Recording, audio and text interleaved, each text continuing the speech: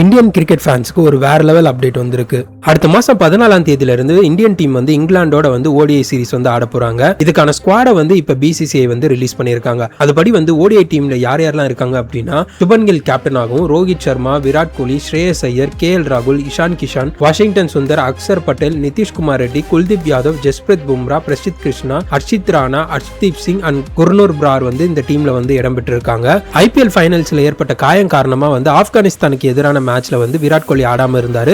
But ஆனா வந்து இங்கிலாந்து கூட வந்து மேட்ச்ல வந்து அவர் வந்து இடம் பெற்றிருக்காரு. பட் என்னதான் வந்து ஃபேன்ஸ் எதிர்பார்த்த மாதிரி ஒரு சில மாற்றங்கள் இருந்தாலும் வந்து நிறைய பேர் வந்து மிஸ் பண்ணதை வந்து எல்லாருமே வந்து கொஸ்டின் பண்ணிட்டு இருக்காங்க. முக்கியமா வந்து புவனேஸ்வர் குமார் வந்து என்னதான் வந்து ஐபிஎல்ல நல்ல பெர்ஃபார்ம் பண்ணியிருந்தாலும் பட் அவரோட பேர் வந்து ஸ்குவாட்ல வந்து மிஸ் ஆயிருக்கிறது எல்லாருமே வந்து ஒரு பெரிய டவுட் வந்து கிரியேட் பண்ணியிருக்கு. ஸோ அது மட்டும் இல்லாம ஷமியுமே வந்து ஓரளவுக்கு நல்ல பெர்ஃபார்மன்ஸ் கொடுத்திருந்தாரு. பட் ஆனா அவரோட நேமே வந்து மிஸ் ஆயிருக்கு. அண்ட் சிராஜ்மே வந்து இந்தியாக்காக வந்து நல்லா போல் பண்ணியிருந்தாலும் அவருமே வந்து இந்த ஸ்குவாட்ல வந்து மிஸ் பண்ணியிருக்காரு. அண்ட் எல்லாருக்குமே வந்து பெரிய கேள்வியா இருக்கிற ஒரு விஷயம் என்ன அப்படின்னா வந்து நீ இன்ஜுரி காரணமா வந்து ஹர்ஷித் ராணா வந்து லாஸ்ட் சில மாசங்களா வந்து இந்தியன் டீம்ல வந்து இடம்பெறாம இருந்தாரு. பட் ஆனா வந்து இன்ஜுரியில இருந்து ரெக்கவர் ஆன உடனே வந்து ஸ்ட்ரைட்டா வந்து இந்தியன் டீம்ல இங்கிலாந்து ஸ்குவாட்ல வந்து அவர் வந்து இடம்பெற்றிருக்காரு. என்னதான் வந்து அவர் ஓரளவுக்கு நல்ல பர்ஃபார்மன்ஸ் கொடுத்திருந்தாலுமே மற்ற பிளேயர்ஸ் எல்லாருமே வந்து இன்ஜுரி முடிஞ்சதுக்கு அப்புறமேட்டு வந்து அவங்களோட ஃபிட்னஸ் வந்து டொமஸ்டிக் மேட்ச்ல வந்து நிரூபிச்சதுக்கு அப்புறமேட்டு தான் இந்தியன் டீமுக்குள்ள வருவாங்க. அப்படிதான் வந்து விராட் கோலி, ஸ்ரேயஸ் ஐயர், ரிஷப் பந்த் அண்ட் எல்லாருமே வந்து உள்ள வந்திருந்தாங்க.